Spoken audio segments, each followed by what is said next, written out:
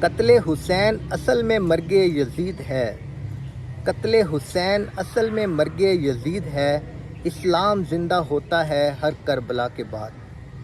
السلام علیکم دوستو، آپ دیکھ رہے ہیں عرفان قاضی اسپیکس۔ آج کا ہمارا موضوع نہایت اہم اور روحانی موضوع ہے۔ مدینہ سے کربلا تک کا سفر، یوم عاشورہ کی اہمیت اور امام حسین علیہ السلام کی شہادت۔ یہ واقعہ صرف مسلمانوں کے لیے ہی نہیں بلکہ پوری دنیا کے لوگوں اور انسانیت کے لیے درس حریت، عدل اور قربانی ہے۔ آئیے ہم اس واقعے کی طرف روشنی ڈالتے ہیں۔ بیعت نہ کی جو ظلم کی وہی حسین ہے، بیعت نہ کی جو ظلم کی وہی حسین ہے، جھکنے کو جو نہ جھکا وہی حسین ہے۔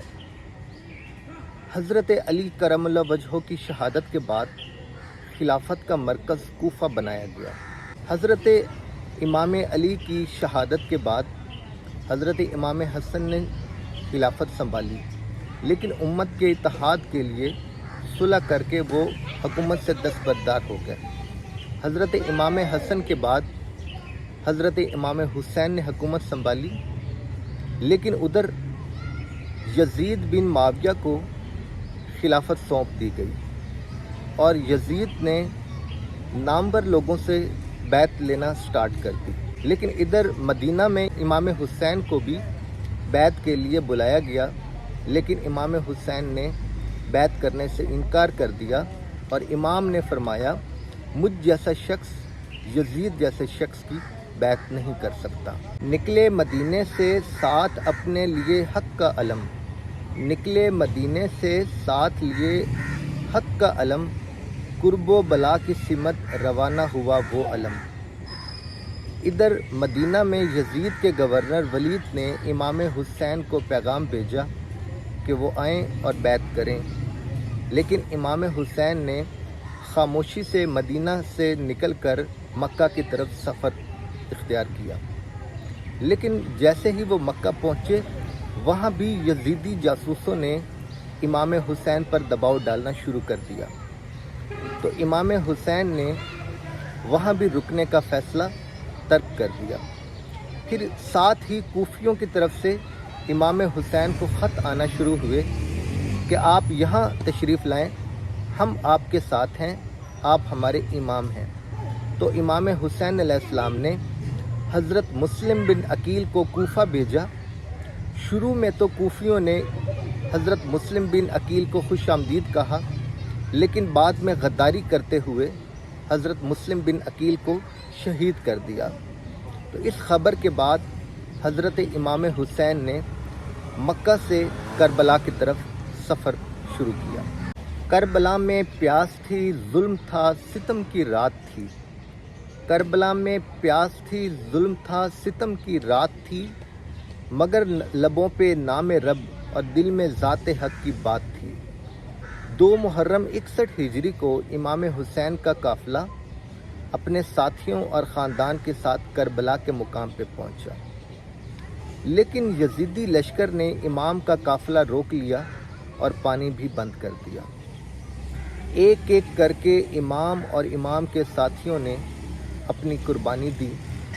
حضرت قاسم، حضرت عباس، حضرت اکبر اور آخر میں خود امام حسین، ان تمام ساتھیوں نے اپنی جان کا نذرانہ دے کر راہ حق میں اور دین محمدی میں اپنا سب کچھ قربان کر دیا۔ کربلا سے یہ صدا آتی ہے ہر دور میں، کربلا سے یہ صدا آتی ہے ہر دور میں، جو ظلم کے آگے نہ جھکے وہی حسین ہے۔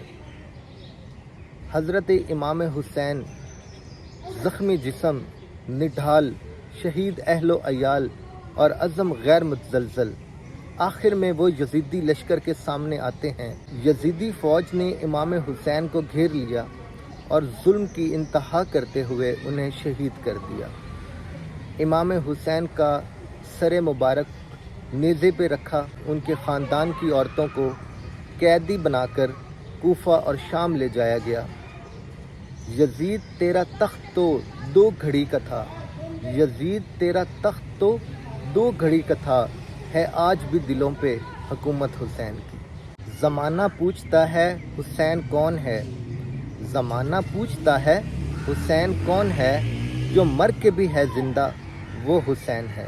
کربلا ہمیں سکھاتا ہے کہ ظلم کے خلاف جھک جانا بزدلی ہے اور حق کے لیے قربان ہو جانا ہی اصل ایمان ہے، اور ہر دور میں ظلم کا نظام ہی یزیدیت ہے اور اس نظام کے اوپر بیٹھا حکمران یزید ہے، اور حضرت امام حسین ہر دور کے لوگوں کے لیے چراغ راہ ہیں، اور یہی وجہ ہے کہ امام حسین نے فرمایا یزید کے ساتھ جینا میرے لیے ذلت ہے۔ جب بھی کبھی ضمیر کے سودے کی بات ہو، جب بھی کبھی ضمیر کے سودے کی بات ہو تو ڈٹ جاؤ حسین کے انکار کی طرح۔ واقعہ کربلا صرف ایک تاریخ نہیں بلکہ یہ ایک مستقل پیغام ہے کہ جب بھی ظلم اور حق کے درمیان معرکہ ہو تو ہمیشہ حق کے ساتھ حسینی بن کر کھڑے ہو جاؤ، اور یوم عاشوراء ہمیں یہ درس دیتا ہے کہ جب بھی ظالم اور مظلوم کے درمیان مقابلہ ہو تو ہمیشہ آپ مظلوم کا ساتھ دیں اور راہ حق کے لیے اپنی جان تک دینے سے گریز نہ کریں۔ دوستو، آپ کو آج کی ہماری ویڈیو پسند آئی ہو تو اس کو لائک کریں، شیئر کریں اور سبسکرائب کریں، اور نیچے کمنٹس میں لبیک یا حسین لکھ کر اپنی عقیدت اور پیار کا مظاہرہ کریں امام حسین علیہ السلام کے ساتھ۔ آپ سے ملتے ہیں اگلی ویڈیو میں، تب تک اپنا خیال رکھیے گا۔ اللہ حافظ۔